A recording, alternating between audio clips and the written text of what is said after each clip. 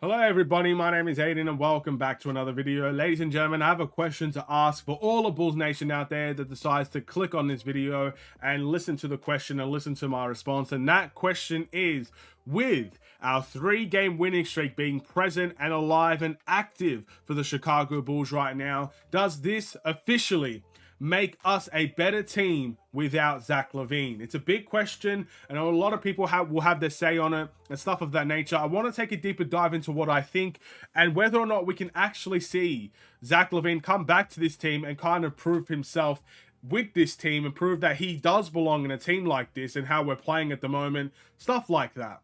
Before we get any further, if you liked the video and you want to see more from me, drop a like, drop a follow, and or subscribe if you are new, and let me know in the comments below your thoughts about the Chicago Bulls and whether or not you believe this team is officially better without Zach LaVine in it.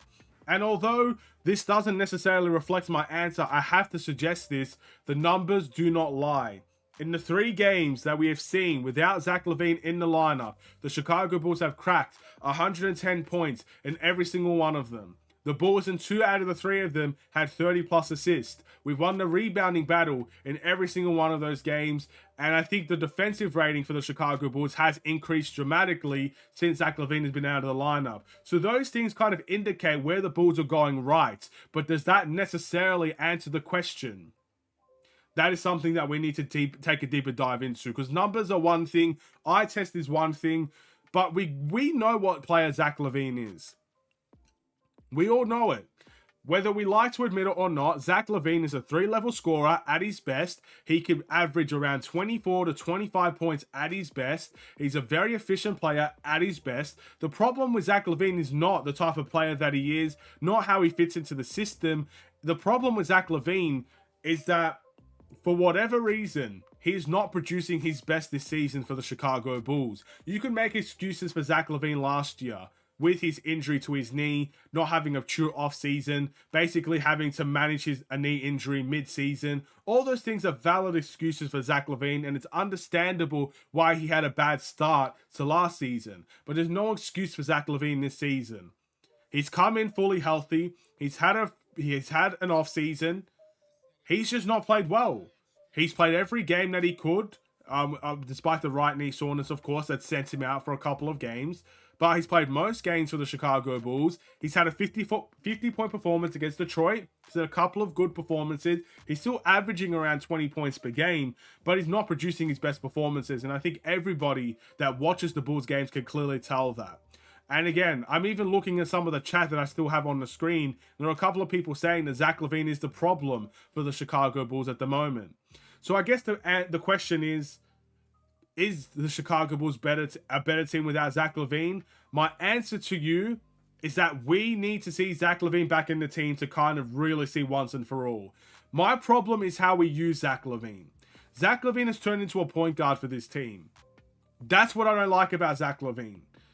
And I understand on teams where we're not as good, on teams where we don't have the star players that we probably do now, or the developmental players that we probably do now, Zach LaVine had all the time in the world to have the ball in his hands and to create for himself and to create for others. That makes sense, right? I have no problems with Zach LaVine being a primary ball handler when you got a team of Chris Dunn, Zach LaVine, Otto Porter, Larry Marketing, and Wendell Carter. A team that not filled with a lot of ball handlers that give you a whole lot of confidence. Zach LaVine can have the ball in that instance and be that go-to guy for the Chicago Bulls, could be a primary shooting guard, could be a point guard at times, and people can understand that. But now we have ball-dominant players. Coby White has proven to be very effective with the ball in his hands. He's a very good pick-and-roll player. He's making smarter decisions when it comes to having the ball in his hands, playmaking, scoring, pick-and-rolls. He's doing a lot more smarter things with the ball in his hands. DeMar DeRozan is clear as day. We can all see this, there's no denying it, is a ball-dominant player. He wants the ball in his hands to dictate things in the pick and roll, set the tempo, create for other guys if need be, and play in that isolation mode. So having 3 ball handlers, primary ball handlers on the team, sometimes doesn't work. I mean, look at the Clippers. It took them so long to get things working for James Harden, Paul George, Kawhi Leonard, and Russell Westbrook, because they're all ball-dominant players. Not all of them can do off-ball things. But the problem is, or I guess the issue that I have is that Zach LaVine can be an off-ball player. He did it for the Timberwolves at the beginning of his career. He is very good in the catch and shoot. Stacey King, I feel like, says it every game. Zach LaVine is a terrific catch and shoot player. Last year, he shot 40% in terms of catch and shoots from three. That's an amazing statistic to have. That's something that Caruso is doing right now as we speak. Shooting well over 40% from three in catch and shoots and from off-ball movements. So Zach LaVine can be an off-ball player. The problem with me is that we don't use Zach LaVine as an off-ball player. We use Zach LaVine as an on-ball player, as a primary ball handler, and he struggles in that department. I mean, how many turnovers does Zach LaVine average for the Chicago Bulls? I truly believe he has the most turnovers. He averages the most turnovers on the entire team. So, again, you're seeing the problems right there. We're using Zach LaVine incorrectly in my eyes. And that's why I say, if Zach LaVine can be used more off-ball, if he could do the off-ball cuts that Caruso does, if he can make those catch-and-shoot three-point shots the way that Caruso could, or the way that Zach LaVine knows he could do himself, I'm not saying take the ball out of Zach LaVine's hands completely, because that's just impossible. The guy's a max contract player. He's going to have the ball in his hands. He's eventually going to have to create. But I just think it's too much. He does too much with the ball in his hands and not enough with the ball out of his hands. I mean, for example, I know Memphis are not winning right now, but Desmond Bane, when healthy, when that Memphis Grizzlies team is healthy, Desmond Bane is an off-ball player. He's a catch and shoot. He's an off-the-ball mover, likes to cut, likes to shoot from the corners, likes to do the catch and shoots, the off-ball screens. That's Desmond Bane's role. It's very similar to the Klay Thompson role. That's why they're often so compared with each other. I truly believe in my heart Zach LaVine could be that type of guy. But as long as we see Zach LaVine be the primary ball handler on a team, as long as we see Zach LaVine get the ball, use pick and rolls, and not use his IQ for the most part to make right decisions, that's when you're going to see the Bulls fall back into the same type of play we saw when Zach LaVine was in the team, where it's very stagnant. We're just relying on Zach and DeMar to dribble the ball and assuming they'll pass out to the corners, maybe attack the paint at some time, get fouled, not get fouled, and it's just a very boring game to watch.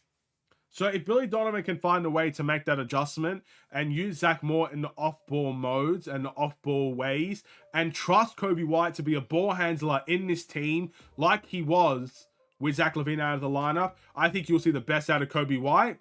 I think you'll see the best out of Zach LaVine, and DeMar will be DeMar. DeMar will always be DeMar DeRozan. That's what I think we should see, at least until Zach gets traded. So right now, is Zach LaVine the problem? I would say yes. But it's the way that we're using Zach LaVine, not Zach LaVine himself. But of course, if Zach's not going to try hard, then he is a problem. It's as simple as that. But Zach at his best, I think he could be very much... I think he could gel in this team very much so. And I think he could be one of those guys that thrives in a team like this, where the ball is moving and there's guys moving and the tempo is quicker. I think Zach can thrive in a team like this realistically, but until he gets traded, if he does come back and he does play, I'd like to see him more as an off-ball player. Do you guys agree? Do you disagree? Let me know in the comments below. Thank you for watching. Drop a like, a follow, and or subscribe if you are new. If I didn't make sense, feel free to let me know why. I'll see you in the next one. Stay safe, stay healthy, stay tuned for more. Take care, and peace.